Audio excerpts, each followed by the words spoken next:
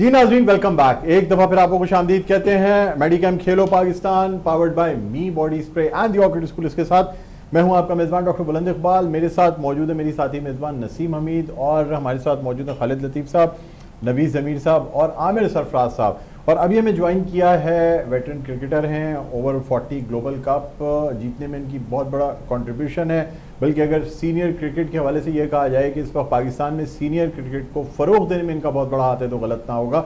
मेरे साथ मौजूद हैं group managing director Medicam group of companies जनाब जुनैद खलील नैनीताल वाला साहब। अस्सलाम वालेकुम सर, खुशामदीद कहना चाहते हैं आपको।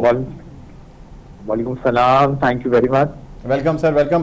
बहुत बहुत शुक्रिया सर, आपने शो के लिए टाइम निकाला। सर सबसे पहले कल जो मैच हुआ लाहौर कलंदर्स और क्वेटा ग्लैडिएटर्स का, उसके हवाले से आपसे बात करना चाहेंगे। क्वेटा ग्लैडिएटर्स अगेन एक दफ़ा फिर इस PSL में एक अच्छे मैच के बाद दोबारा से हमें मुश्किलात के शिकार नजर आई, क्या कहेंगे?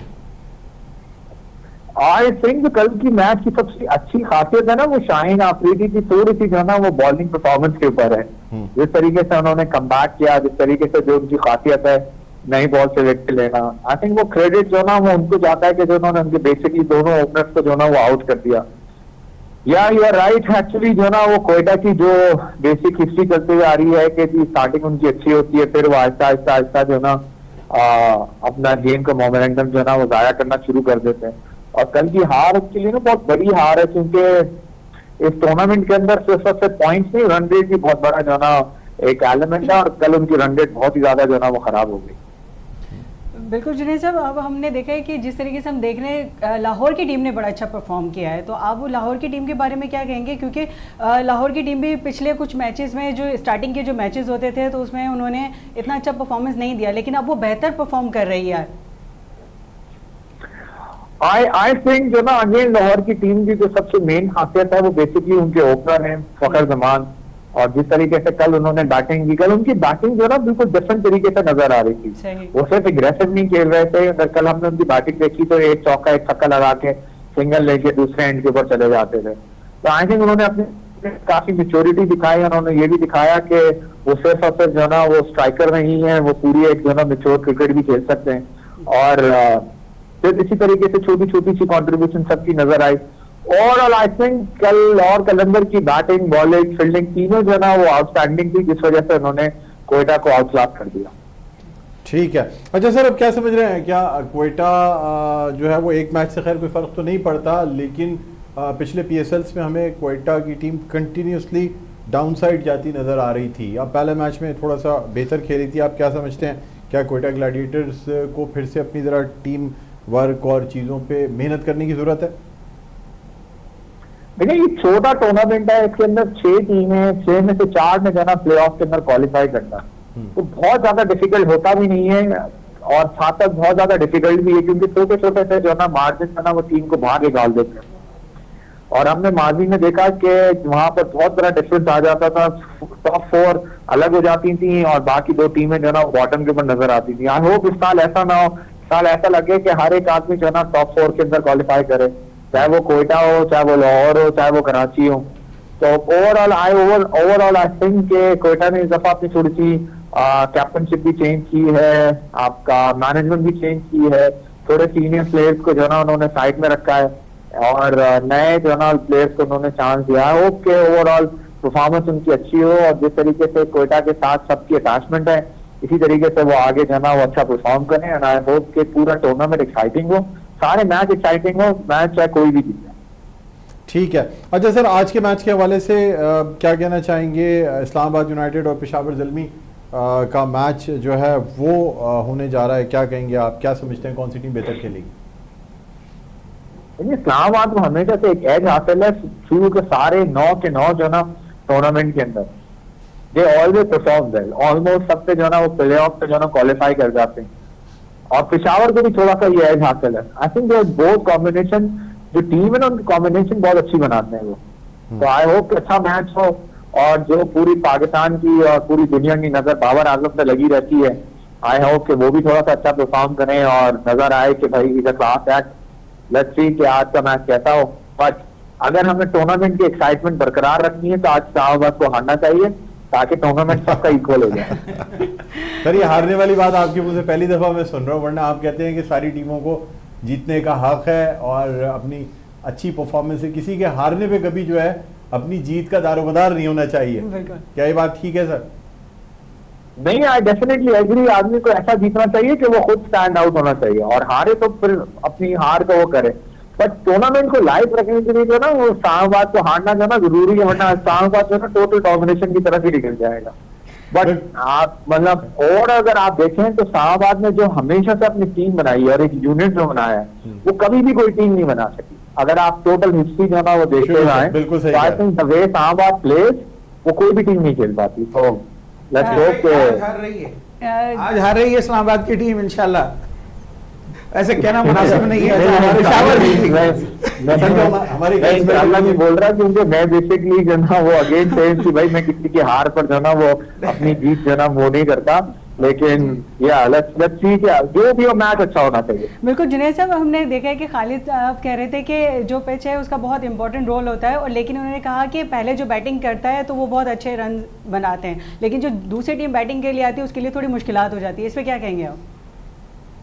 पिंडी, रावलपिंडी की ग्राउंड पिच जो है ना वो बेसिकली पिंडी की जो है ना वो थोड़ा फनी गेम भी खेलती है। अगर हमने लास्ट टूर्नामेंट में देखा तो 230 रन भी जो है ना वो सेकंड बैटिंग के अंदर चेज आउट हो गए। तो वी डोंट नो, लेकिन आप खालिद जो ना वो ज्यादा एक्सपीरियंस प्लेयर हैं, उन्होंने वहां ज्यादा क्रिकेट खेली है, तो मैं इस बारे में कुछ ज्यादा बोलूंगा नहीं। लेकिन पिच जो ना डेली जो ना डिफरेंट इम्पैक्ट लेकर आती है, और यही जो ना कैप्टन की खूबसूरती है और मैनेजमेंट की, कि वो पिच रीड करना सीखें कि आज की पिच किस किस्म की जो ना वो प्ले करेगा। बट ओवरऑल पिंडी जो ना इट्स रन फीस, और हर एक टीम जो ना वो ज्यादा से ज्यादा रन बनाती है, और पहले बैटिंग करने पे ये भी प्रेशर होता है कि भाई हमें स्कोर 200 से ऊपर लेकर जाना है। तो दोनों एडवांटेजेस हैं, दोनों डिसएडवांटेजेस हैं। जी, हमारे ये जो पैनलिस्ट मौजूद हैं, खालिद लतीफ़ साहब, नवीद ज़मीर साहब और आमिर सरफराज साहब, आप भी अगर कुछ बात करना चाहें।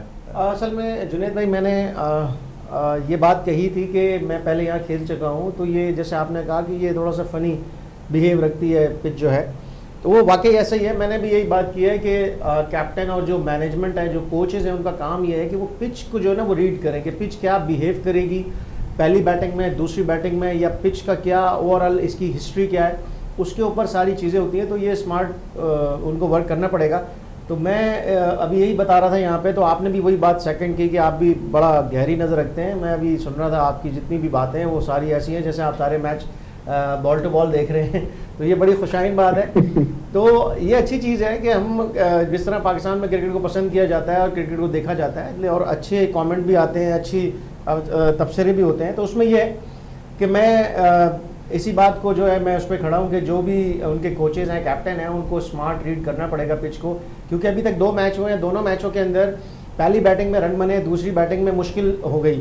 तो इसमें यह होता है कि जो पिंडी की पिच है, सम टाइम वो ऐसा खेलती है कि जब पहली बैटिंग में अच्छी बैटिंग हो जाती है तो सेकंड टाइम वो बॉल थोड़ा सा ग्रेप करता है और हल्का बाउंस होता है, स्लो आता है। तो जब T20 गेम में आप हिट मारने जाएंगे, तो अभी तक 2 मैचों में यही हुआ है कि सेकंड बैटिंग जो है टोटली फ्लॉप हो गई, बॉलर डोमिनेट करना शुरू हो गए। तो मैं यही बात कर रहा था, तो आपने उसको सेकंड किया। मुझे बड़ा अच्छा लगा कि आप बड़ी गहरी नज़र रखे हुए हैं, और ये अच्छी बात है। आप जैसे लोग जो हैं वो क्रिकेट को जिस तरह सपोर्ट करते हैं, प्लेयर्स को करते हैं, तो इतनी ज़्यादा गहरी नज़र रखते हैं, ये बड़ी खुशाइन बात है पाकिस्तान के लिए और सबके लिए। जी, नवीद ज़मीर साहब कुछ कहना चाहिए? आपका नहीं, मैं समझता हूँ जुनैद भाई, अभी हम बात कर रहे थे इस्लामाबाद की परफॉर्मेंस के हवाले से बात कर रहे थे। आपको ऐसा लगता नहीं है कि उनकी जो मैनेजमेंट का काम है, जिसमें उन्होंने कैप्टन्स को स्पेशली उनके जो अपनी कॉम्बिनेशन बनाने में कामयाब हुए हैं, मेरे ख्याल से ये बेसिक वजह होगी इस्लामाबाद की तमाम टूर्नामेंट्स के अंदर कि वो कंसिस्टेंसी के साथ में परफॉर्मेंस देते रहते हैं। क्या ख्याल है आपके हवाले से? बिल्कुल बिल्कुल, आप ठीक कह रहे हैं। टीम एक्चुअली अच्छे कॉम्बिनेशन से जो है ना वो जीतती है, और बेसिकली हर एक आदमी को उसकी रोल पता होना चाहिए ना। Islamabad is very clear in it कि उनको सबका उनका रोल पता होता है, and they always pick a good players, और फॉर्चुनेटली अच्छे प्लेयर के साथ साथ टूर्नामेंट के अंदर अच्छा परफॉर्म भी करते हैं। तो I think they have like a lovely management, और इनकी मैनेजमेंट से जो ना पूरे सबको सीखना चाहिए।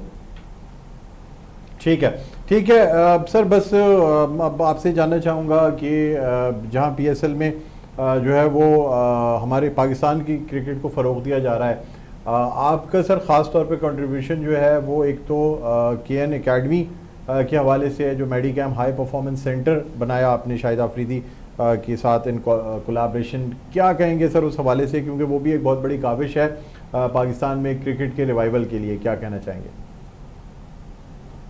मैं बस यही कहता हूँ लोगों को कि भाई वो आए और बेसिकली वो फैसिलिटीज एंजॉय करें, इस्तेमाल करें और अपने क्रिकेट के अंदर देखें। बेसिकली पाकिस्तान के अंदर सबसे अच्छी चीज है वो रॉ टैलेंट मौजूद है, सिर्फ और सिर्फ जो है ना उसको रिफाइन करना की जरूरत है।